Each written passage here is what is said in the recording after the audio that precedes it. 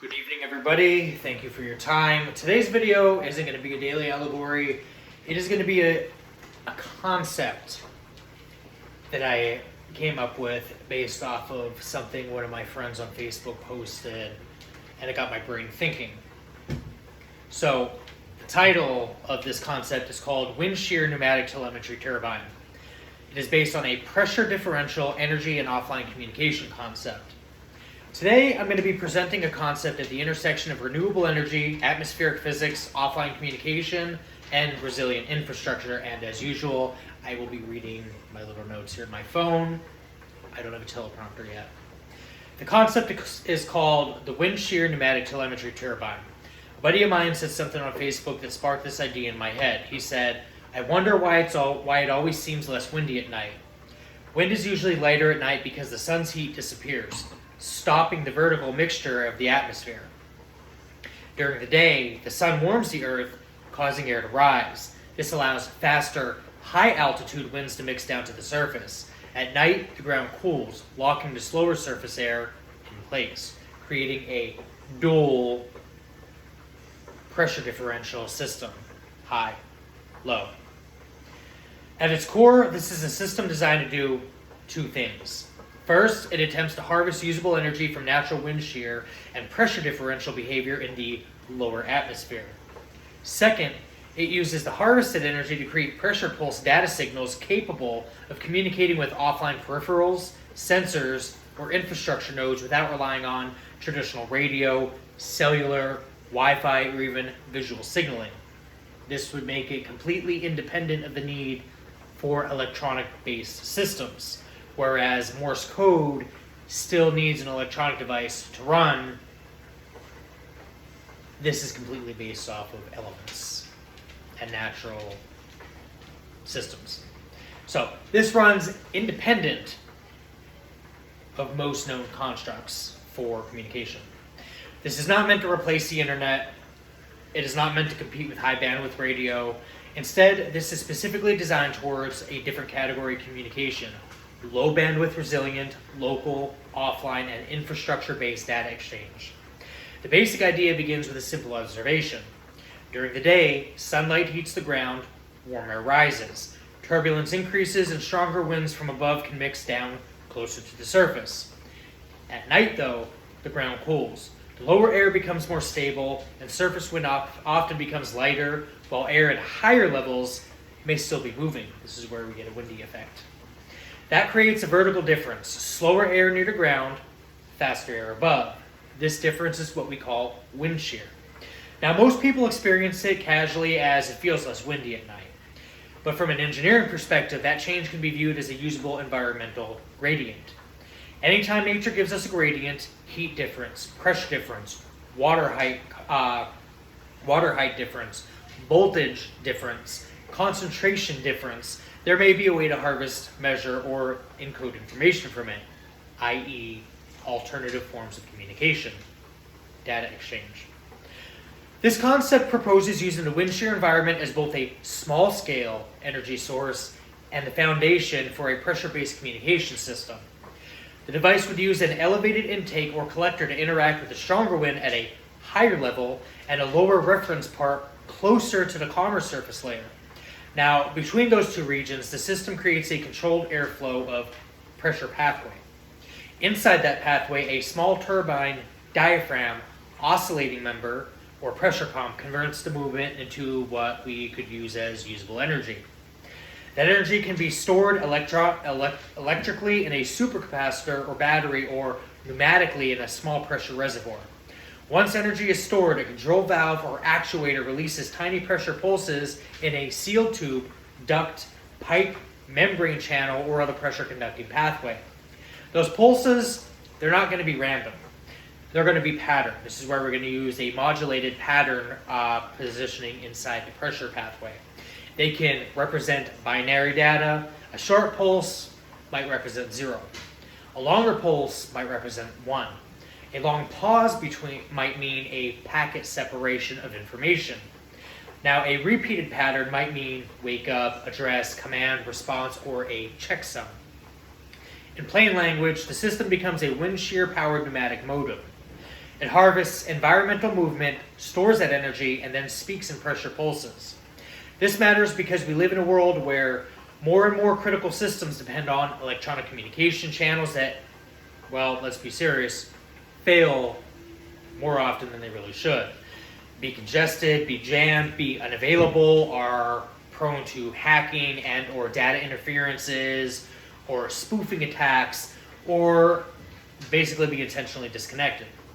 Agriculture, water management, utilities, pipelines, remote facilities, disaster zones, military field operations, mining, maritime systems, and underground infrastructure all have situations where simple, rugged, offline communication can be very valuable, like finding diamonds in the rough. Now, the wind-shear pneumatic telemetry turbine is not designed for streaming videos, voice calls, or data files, although we don't have to necessarily rule that out. But its strength would be low bandwidth signaling, status updates, sensor readings, alerts, commands, confirmations, and environmental telemetry. For example, a civilian installation could use this system to communicate. Water level has changed, a gate has opened, a pressure threshold has been crossed, a soil moisture reading is outside range, a remote valve might need inspection, a buried sensor is still alive, a storm condition has changed, a local node has stored new data, or a structure is experiencing abnormal vibrations or pressure behavior. This could also work very well with bridges for large structures. Now, the value is not speed here. The value is going to be resilience, and as we all know, resilience is a very beneficial trait to have. Even as a human being, one is resilient, one is sublime. A sealed pressure line, pipe, duct, or buried conduit can function as a controlled communication channel. The receiver does not need a screen or camera. It does not need a visual marker, such as a camera. It does not even necessarily need a network connection. It simply needs a pressure sensor and a low power controller capable of reading pulse patterns. And that doesn't even necessarily need power itself. That itself can also be powered through stored energy from pressure. Now, for engineers, the architecture can be broken into 5 different subsystems. The first subsystem is the wind-shear collector. This could be a mass-mounted upper intake, a duct vertical collector, a shrouded turbine, or eventually a tethered elevated collector. The design goal here is to interact with the stronger moving air above the calming surface layer. Now, the second subsystem is going to be the conversion mechanism here. This could be a micro turbine, a diaphragm pump, an oscillating membrane, a piezoelectric element, or a generator, to put it simplistically. Its purpose is to convert atmospheric movement into either electrical storage or pneumatic storage. Now, the third subsystem is going to be the energy buffer. This is critical. Natural wind is rather inconsistent. It's fast, it's slow, it's erratic, it's all over the place, it's everything at once. It's here and there, it's nowhere, it's everywhere. Now, it should first store energy in a controlled reservoir, whether that is a supercapacitor, a battery, a compressed air chamber, spring-loaded diaphragm, or a regulated pressure vessel. Now, the fourth subsystem is going to be the pressure pulse modulator. This is important for communication.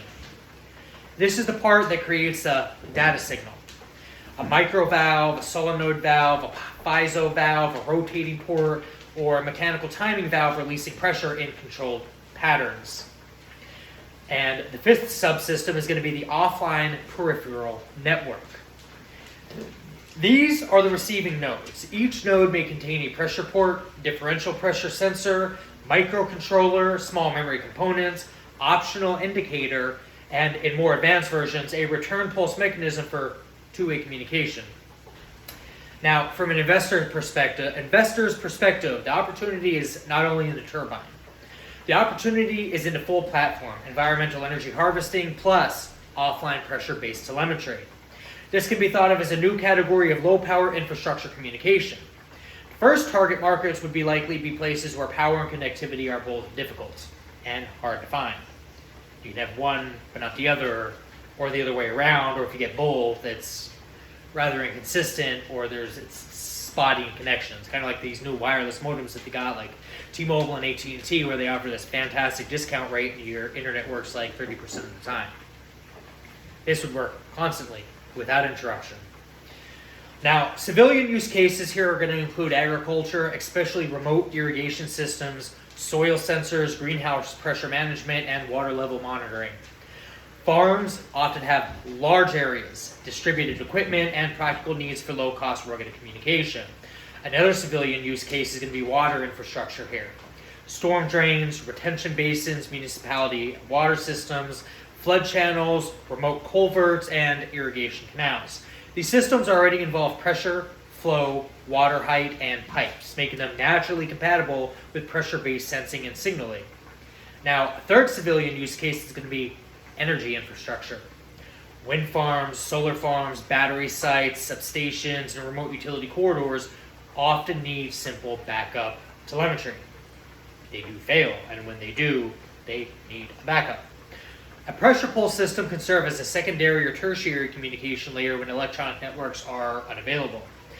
A fourth use case is going to be industrial sites. Refineries, mines, chemical plants, tunnels, factories, and pipeline corridors often already contain pipes, ducts, conduits, and controlled passageways.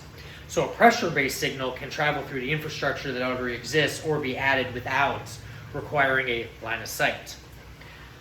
A fifth use case is going to be disaster response.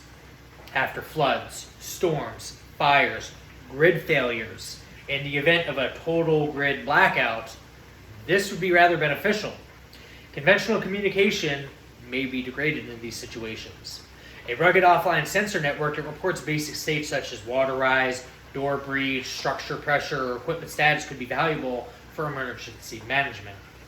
And that doesn't necessarily mean it's limited to this either. You can get rather creative with use case situations here. These are just fundamentals to community development and progress and continuance. A sixth use case is smart buildings and underground infrastructure. Basements, tunnels, utility vaults, subway systems, parking structures, and sealed facilities often have airflow and pressure zones that can be measured and used for local signaling. Now, for lawful military and defense-related use, Pentagon, CIA, national security, this might be something of interest. The concept has a separate value proposition. Resilient field communication and environmental telemetry without depending entirely on radio frequency systems. Military and defense use cases could include forward operating bases, temporary field installations, logistic depots, remote perimeter sensing, underground facilities, tunnels, hardened shelters, maritime components, and disaster response deployments or special operations. A field unit could use pressure pulse telemetry for low bandwidth status signaling among offline peripherals. This could also include direct energy weapons or things of that nature. They could communicate one another either direct pipeline connected or figure out a way to do it wirelessly. We'll get there. This is a good start. Now, peripheral state, environmental conditions, hatch status, water intrusion, equipment compartment measure, battery bank condition, or structural sensor reports.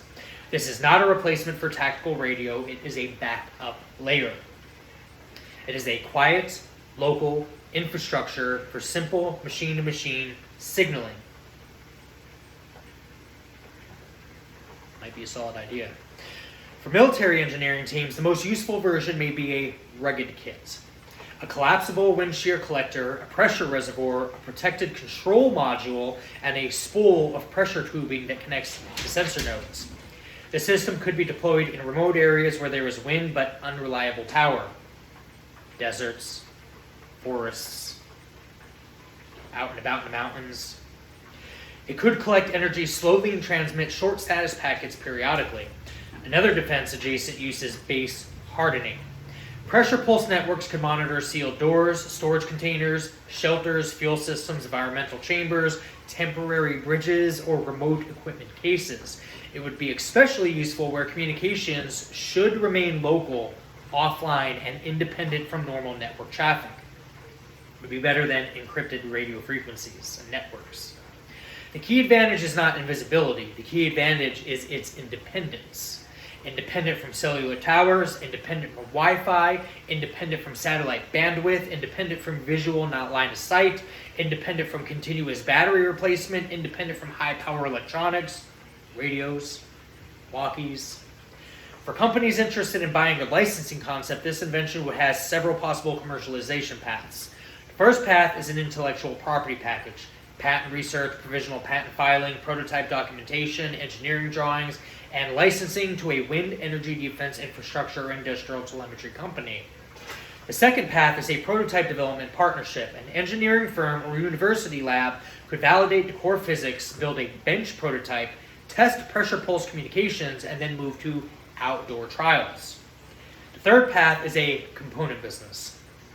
Instead of selling the entire turbine, the company could sell the pressure pulse motor module, the offline peripheral nodes, or the environmental energy harvesting controller, at which point you could use alternative sources. It doesn't have to be limited to wind turbines. I liked wind turbines because Pennsylvania, where I live, we have a lot of wind turbines. They're all over the place. So, could apply right on. The fourth path is a full system product, a kit for farms, utilities, municipalities, or field operations. The kit could include the collector, mast, pressure reservoir, controller, tube network, and sensing nodes. The fifth path is defense and infrastructure licensing. The same core technology could be adapted differently for above ground wind, underground ducts, pipe-based communication water systems, or mobile temporary installations. What is that? Now, I want to be clear about where the concept is strongest and where it requires validation here. The strongest part is the communication principle. Pressure pulse signaling is real. Pneumatic and hydraulic systems have used pressure as a signal before. Industrial control systems have used air pressure to transmit information. Drilling systems have used pressure pulses through fluid to transmit data. You need to pull those up and check those. Pipe and duct acoustic communications are also known engineering areas. The innovation here is combining the communication method with the wind shear energy harvesting and offline distributed peripherals. Put them down, Shake. The uncertain part is how much reliable energy can be harvested from practical wind shear conditions at smaller scale. That's going to need testing. The correct first step is not to build a massive turbine. The correct first step is to prove that the signal system on a bench, then prove the energy source, then combine them. The development roadmap should be staged. Phase 1 is proof of communication. Use a small layer reservoir, valve, pressure sensor, and tubing. Send simple pulse codes through 10 to 50 feet of tubing. Decode the packets, measure signal clarity, delay, and error rate. Phase 2 could be a proof of energy storage. Add a small turbine, pump, diaphragm, or generator. Use fan-generated wind in a controlled environment for a case study. Store energy in a supercapacitor or pressure tank. Confirm that stored energy can operate the pressure valve. And then phase 3 is going to be outdoor wind shear testing. Mount upper and lower wind sensors, measure the vertical speed distance, test different intake heights, and quantify how much usable energy can be produced during the day and night cycles. Phase 4 is going to be integrated prototype testing. The full device should harvest energy, store it, send pressure pulse packets, and communicate with at least 2 offline peripheral nodes. And phase 5 is going to be field-specific adaptation. Agriculture, utility, industrial, and defense versions would have different housing, tube materials, sensor packets, and compliance requirements. The team needed to develop this is going to be a multidisciplinary team. The project needs a mechanical engineer with turbine, duct, airflow, and pressure system experience. It's going to need an electrical engineer for power storage, low power circuitry, sensor integration, and valve control. It's going to need an embedded systems engineer to build the offline protocol, microcontroller firmware, packet structure, error checking, sleep modes, and data logging. It's going to need a fluid dynamics or atmospheric science advisor to build wind shear, boundary layer behavior, turbulence, duct losses, and expect pressure differential models. It's going to need a materials engineer for tubing, seals, membranes, weatherproofing, corrosion resistance, and field durability. It needs a compliance and permitting advisor because masts, towers, pressure vessels, electrical equipment, and outdoor installations may trigger local, state, and federal requirements. It's going to need an intellectual property attorney to conduct a prior art search and determine patentability. Sorry. It's going to need a product strategist who understands whether this should first enter agriculture, utilities, industrial monitoring, emergency management, or defense R&D, or just be exclusively licensed to the military and government use. Now, for licensing and zoning, several areas must be reviewed before deployment. Small wind or mass installations may require local zoning approval, building permits, setback compliance, height restrictions, noise review, and safety review. If the structure is tall enough or near an airport, aviation notifications or obstruction review are going to be required. If pressure storage is used, even at small scale, the design should include pressure relief protection, safe materials, and compliance review. If electrical generation, batteries, or grid connection are involved, electrical code and safety standards are going to become relevant. If radio is not used, that may reduce certain communication licensing issues, but any added wireless backup module would introduce communication compliance requirements alternatively. Now, for military defense use, procurement rules, export control review, cybersecurity review, ruggedization standards, and operational safety review are going to apply where applicable. The concept should be presented honestly. This is not yet a finished product. Obviously, I'm presented this as a spoken presentation for an idea that just kind of hit me out of the blue. It is a platform idea with multiple testable components. The first milestone should be inexpensive and measurable. Demonstrate pressure pulse data through a sealed line using harvested or stored energy. Second milestone should prove environmental energy capture. Third milestone should prove reliable operation outdoors over time. The fourth milestone should identify the strongest markets. From a business standpoint, the first viable product may not be the full turbine. It may be the pressure pulse telemetry bus itself. Once the communication layer is proven, different energy sources can power it. Wind shear, solar, thermal draft, water pressure, human crank, compressed air, and or vibration. That makes the concept more flexible at that point. The turbine is one energy source. The pressure pulse modem is the platform. The offline peripherals are going to be the network. The market is resilient infrastructure. For investors, the question is whether the world needs another communication layer for critical systems. I believe so. Modern infrastructure is becoming smarter, but also more dependent. More sensors, more networks, more batteries, more cloud systems, more radios, more jammed signal in the air that is just generally unreliable. Pull those out. When everything works, that is powerful. Key word there, though, is when. When everything works, that's powerful. But when systems fail, simple local communication becomes valuable again. The concept brings communication back into the physical world. We are no longer on the cloud. We have enough of those ideas, but we have no new on-ground physical concepts. A pressure pulse in a tube, a sensor that listens, a node that wakes up, a system that reports, no screen, no visible signal, no internet required, no constant power draw. It is not only, eco-friendly, it's going to virtually have no carbon footprint either, and generate no renewable source energy, while offering a local independent communication channel. That's a win-win. Now, for engineers, the question is whether this can be built. The answer is yes, but in stages.